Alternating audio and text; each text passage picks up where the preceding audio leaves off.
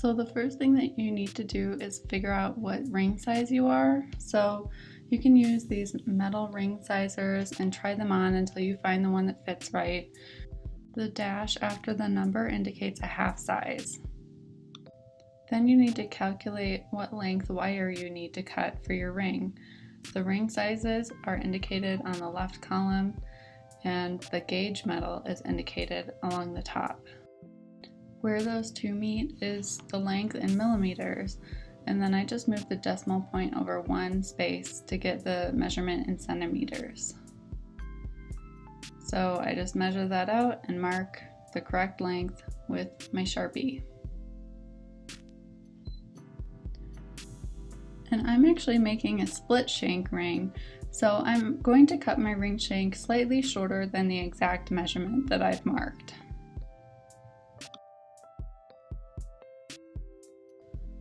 I've also marked about 1/2 inch to 1/4 inch in from either end, and that's actually where I'm going to split my ring shank open to, and I'm using a saw blade to do this. You want to be really careful while you're doing this sawing. If it gets crooked, it's going to be really hard to fix it, especially down right where your ring shank will split. You won't be able to get a file in there.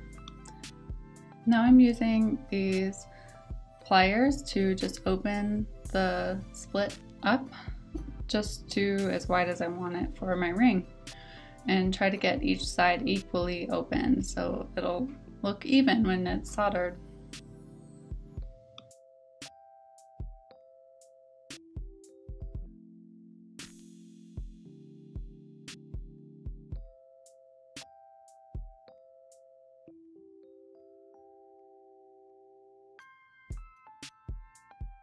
Now I'm just taking my file and filing off any sharp ends, especially in between where your ring shank splits. It can get really sharp and jagged in there, so just do a really good job and try to get rid of any sharp edges, because this metal is going to be right up against your finger when you're wearing it in your ring.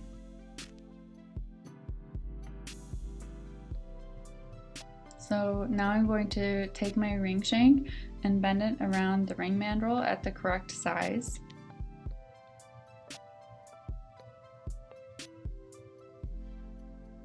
And then I'm going to use my rawhide mallet to just hammer the ends of the ring shank around the ring mandrel.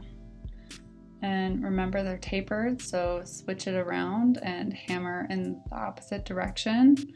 I'm also forming my ring at a slightly smaller diameter than my actual ring size, and that's going to give me the ability to actually make it two size. When you hammer on the ring mandrel, the metal actually expands larger than what you're hammering on, so if you hammer at a slightly smaller diameter, it actually works in your favor and you can make it the correct size. Now, while my ring shank is still on my ring mandrel, I'm going to file a flat spot right on the very tips of the ring shank where it will meet up with the bezel cup. So it should look something like this, and it should be exactly to size.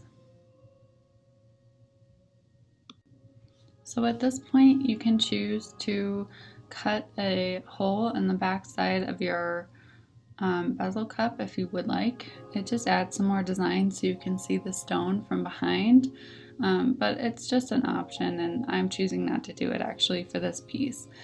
You also want to make sure that you adjust the height of your bezel cup by sanding or filing that down so it's not too high for your stone. Now I'm just roughly marking where I'm going to place my solder so it's directly underneath my ring shank. So here's what it looks like, and those marks will just give me a really clear idea of where to place my solder. One thing I'm also going to make sure is that my ring shank is sitting completely flat against my bezel cup. I'm just going to dip my ring shank and my bezel cup in the boric acid.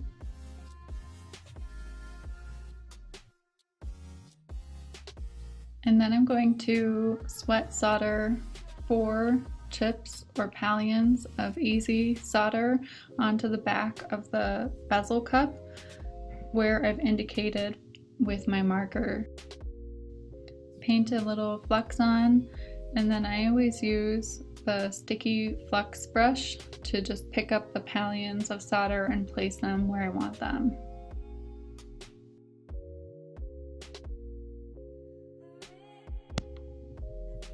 While you start to heat your piece up, it's really important to use the small flame and go around the outside of your bezel at first until your solder chips and your flux have bubbled up and settled into place.